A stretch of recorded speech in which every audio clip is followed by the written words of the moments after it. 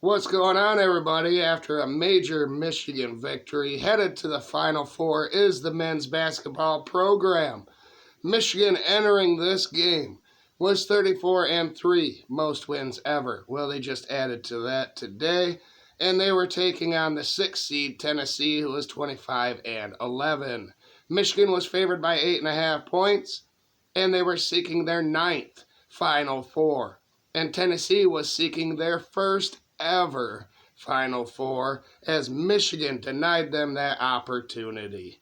In the first half, Boswell scored first for Tennessee. He hit a three. Mara answered with a dunk. It was chippy here in this first half. Close scoring. Burnett hit 2 free throws. Then a bullshit foul was called on Mara. Not the first one in this game, mind you. Okpara missed 2 free throws for Tennessee. Ament had an offensive putback. Boswell had a putback as well. But then Cadeau had a layup. It was 7-6 Tennessee at the under 16 TV timeout.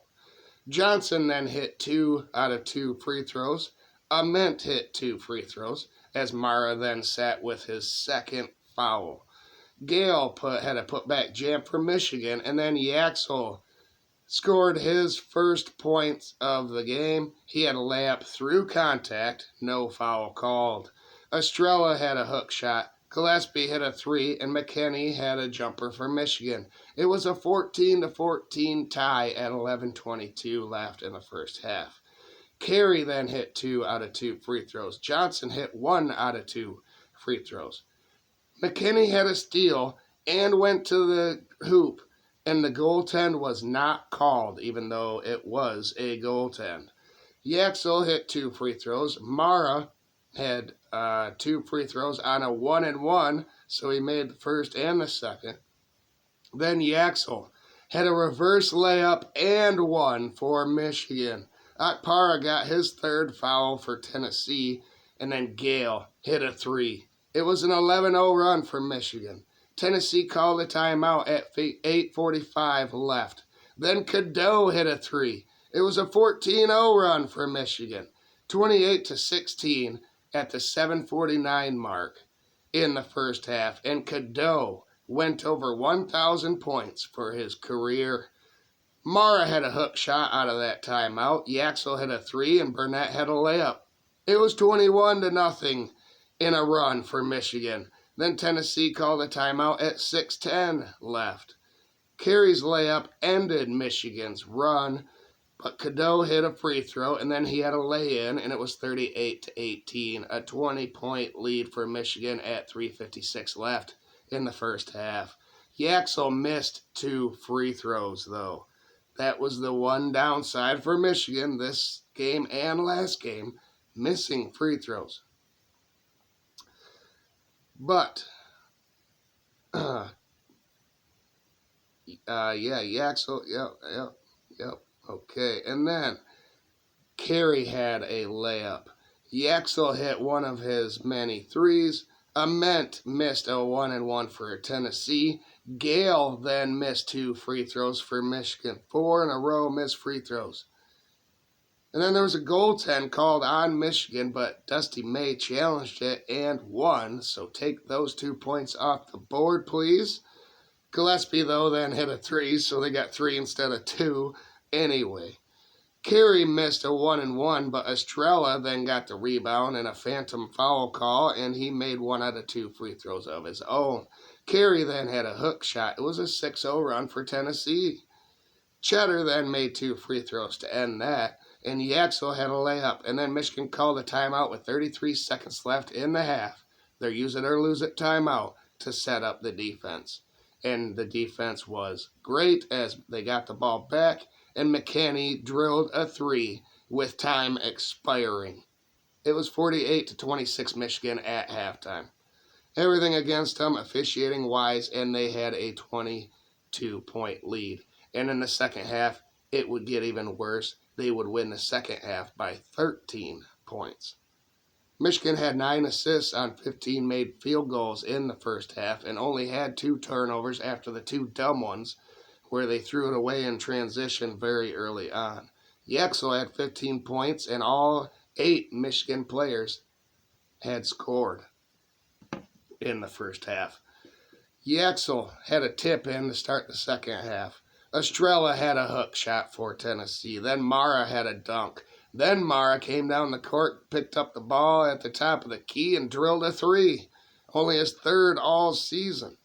Gillespie answered with a three, and then another three of his own. But then Yaxel went straight to the rim. No one picked him up. He had a driving jam. And then Burnett hit a three. And then Mara got his 100th block of the season. It was 60-34 at 15:15 left. Yaxel hit a three. Carey, then there was a tie-up along the baseline. It was called tie-up. After the play, Carey shouldered Johnson, gave him the shoulder shimmer. And he was called for the technical foul. And Yaxel made 1 out of 2 of those technicals. Then Michigan went back to the line. Morris Johnson made 1 out of 2 free throws as well. Okpara had an alley-oop dunk for Tennessee, one of the bright spots in their offense. Yaxel had a layup, and then Brown had a layup. Then Yaxel fouled his own three. He missed a three. And he was the first one there to tip it in. It was awesome, the motor on this guy. If he's not National Player of the Year, he's making a real strong case for it down the stretch here.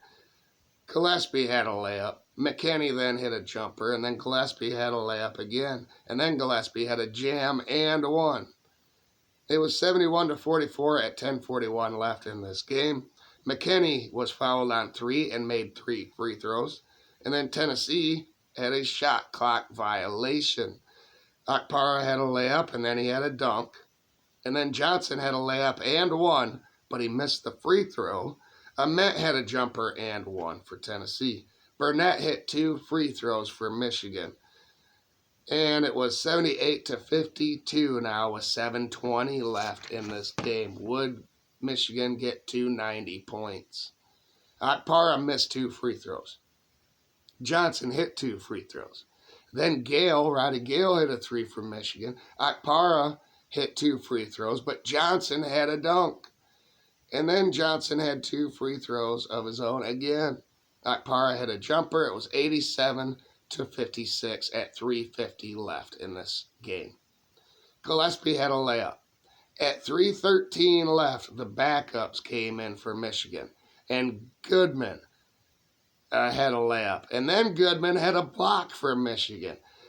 Burnett had 1 out of 2 free throws, and Michigan did get to 90+ at that moment for the 4th straight NCAA tournament game, which nobody has ever done in the history of the tournament. McKinney hit 2 free throws. Brown had a layup and one, but missed the free throw. Then he had a dunk right after that. And then Dusty's son, Charlie May, came in and hit a 3 for Michigan. And that's how the game would end. Michigan advanced to the Final Four for the 9th time with a 95-62 win. The largest margin of victory in an Elite 8 game since Michigan did it in 1989. 33 points. Now Michigan will play the 2-loss and 1-seed Arizona team on Saturday. What an epic battle of Goliaths that one will be.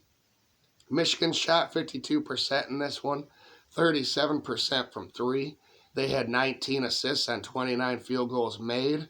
Yaxel had 27 points, 7 rebounds, 4 assists, 2 blocks, and 1 steal.